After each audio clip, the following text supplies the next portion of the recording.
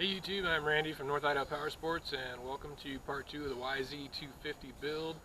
I know there's a couple of you that have been wondering when this part 2 is going to happen. I apologize, it took a little longer than I wanted to. We were just waiting for a little bit of nice weather here, get rid of some of the snow so that we can get out there and ride this thing and give you some feedback on a couple of things we put on here. So just a quick recap what we did here. Remember, we started out with a 2003 bone stock YZ250, and started out, we did the plastic upgrade to the new style current style plastic, and we also did the mica bars, the FMF Gnarly pipe, FMF Shorty silencer, and I have my new rear tire installed. Still haven't installed the front one. This one's not too bad a shape, so we're going to keep running it for a little bit longer before we put the new one on. But I figured I need to get back on here and give you guys some feedback. So starting with the bodywork. If you remember, in the last video I was waiting for the airbox to get here from Yamaha. And I will just say, if you're thinking about doing this, putting all the new plastic on yours, it is bolt and go. It is literally 100% bolt on from the tank back. So if you grab your new style airbox, bolts right in there just like you'd expect from the factory, and as soon as you put that airbox in, your side plates, rear fender, everything goes right on. Your shrouds, those are a direct bolt on with your factory tank from 2002 on up. Just yard yours off, bolt the new ones on. And speaking of the tank, you remember I did really like this tank when I got it. I still really like this tank. I only have one complaint about it, and that is, well, actually two. So when I went to install the tank and went to install the petcock on the tank, the O-ring was not, that comes with the tank, was not thick enough. I bolted everything together, threw some gas in it, and immediately had fuel leaking out, and had to pull everything back apart, find a just very little tiny bit thicker O-ring, put in there, and you know, not a big deal, but still a little bit irritating. And other than that, the tank went on perfectly, worked fine. When I went to put the shrouds onto the tank, I ran into another problem. This is also irritating, mainly because these are Chirby's products, both the tank and the shrouds, both made by Chirby's. I would hope they would actually work together pretty much flawlessly. What I encountered is, when you go to put the shrouds on the tank, right behind this upper vent in the shroud, the tank, due to the larger capacity, doesn't allow that shroud to lay flat. And what I had to do is take a Dremel tool and cut just a little bit more out of the shroud here. And looks fine, just take your time, do a little bit there. But that allows this portion of your tank actually kind of almost pops through the vent slightly, and allows that vent then to just sit down flush where it's supposed to be. Other than that, tank's been good. And I do like having the extra fuel. I've had a few people, when I bought this tank, they were like, oh man, that thing's huge, it's going to be uncomfortable to ride with. I don't know, for those of you who haven't ridden with one and you're nervous about that, I don't really notice the extra weight of the fuel. I don't notice the extra, just bulkiness of the tank.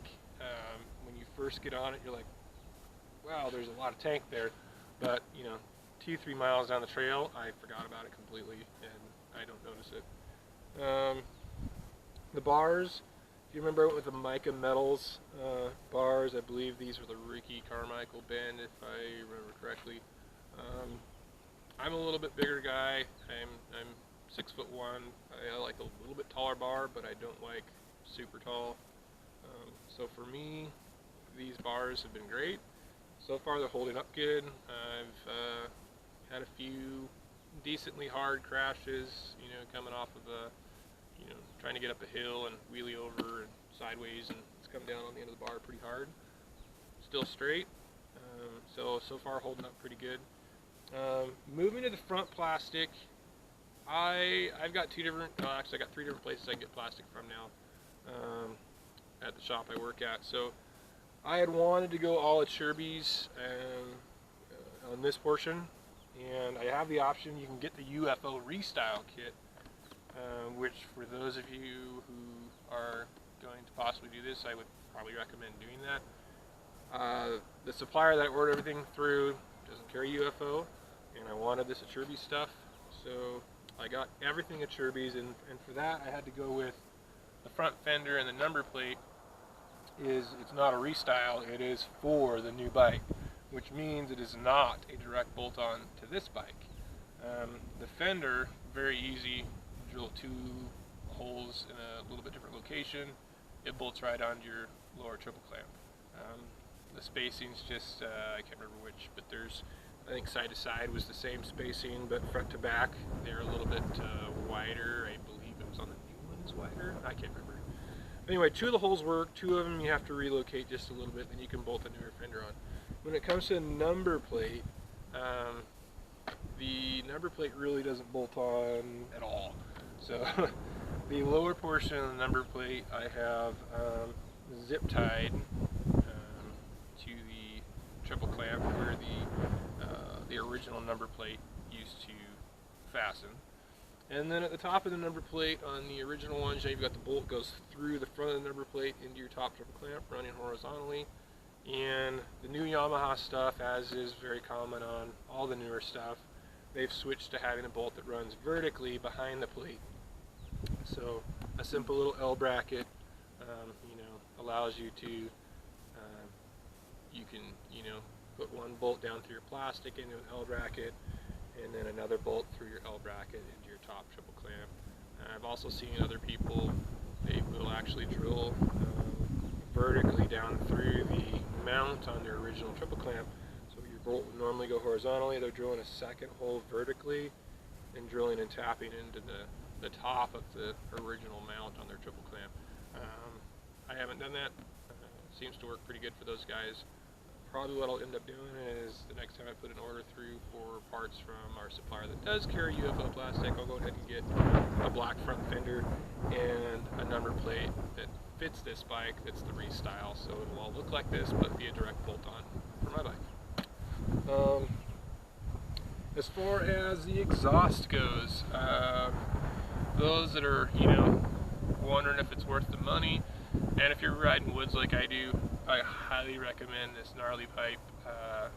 I ride it, I take off, our place here is about 2,600 feet, and so my bike, jetted for factory exhaust at 2,600 feet, and I put on the Gnarly pipe, the shorty silencer, fired it up, and just kind of check, see where I was jetting wise, and to my surprise, ran perfect. Didn't have to change jetting at all. So that's obviously going to vary for you guys a little bit depending on elevation you ride at, things like that, what exhaust you have now, if you're changing from another aftermarket exhaust. It could be different for you. For me, I got really lucky and was able to just bolt it on and go. It was a very nice surprise. So, but the usability of the power on the bottom end, I could tell a pretty huge difference with that gnarly pipe on there. It gives me quite a bit more bottom end grunt, and just allows me to lug that engine down a bit more for when I'm trying to do something that's a little more technical. That first gear, stuff through the woods, over logs and rocks and stuff. That gnarly pipe, I could definitely tell, helps me out in that area. It doesn't seem to really hurt it much on the top end, if anything. It still feels like the bike has great power all the way to the top. I just mainly notice more at the bottom, so super happy with that exhaust upgrade. As far as the tire, if you recall, on my first video, I was putting the cheater tire on the rear. That's what I went with, and I just wanted to bring to your attention, if you hadn't noticed, I referred to that as a Sedona tire. That was a slip of the tongue. This is a Shinko cheater tire, not a Sedona. My The tubes I ran are Sedona tubes, but the tire is Shinko. So this is the Shinko Cheater 525 soft compound. You've got a few different options with their cheater tire. You have the 505 and the 525. Your 505 is for the intermediate to hard pack surfaces. The 525 is for the soft to intermediate surfaces. And then also, once you choose those, one of those two tires with the 525, you also have the option of getting that tire in a even soft compound. So I went with the 525 soft compound tire. That may not be the best option for guys that, if you see a lot of shale rock or any rock in general, or you buzz down a lot of gravel roads to get to your riding area, or even just guys that are riding 450s or something, KTM 500 or something like that, big torque bikes. That soft compound is probably just going to melt right off of there. But for me, it's holding up pretty well. I will say I do my best to stay off the throttle a little bit on the the shorter sections of gravel roads that I might hop on to get from one trail to another. Gravel just really tears tires up in general, and with that soft compound, I mean, you can blast through lugs on gravel like in a day. So I do my best to stay off the throttle on the gravel, and I do have a couple lugs that are already tearing a little bit, but I've probably got I'm probably 10 rides deep on this tire, and I have probably 5 miles of gravel road at least on it. And like I said, I try to stay off the throttle, but there was definitely some jumping on the throttle, riding some wheelies on the gravel road. Got to be honest with you. So that it's definitely one of those. This tire has performed great for me on the trails, and overall, I am happy with how it's held up. But I would say, caution you if you are going to be riding anything that would be hard on a softer compound. This is definitely it's a very soft tire, and it won't hold up to especially a high torque bike like a 450 or a 500 on gravel or any kind of sharp rock surfaces. You're going to shred it pretty quickly. I would say if you wanted to give the 525 a try, go for it. Just don't get the soft compound, because it is a fantastic tire. And then if you do have self-control a little more than I do, just stay off the throttle as much as you can on those rocks, and it's going to help that tire's life a lot.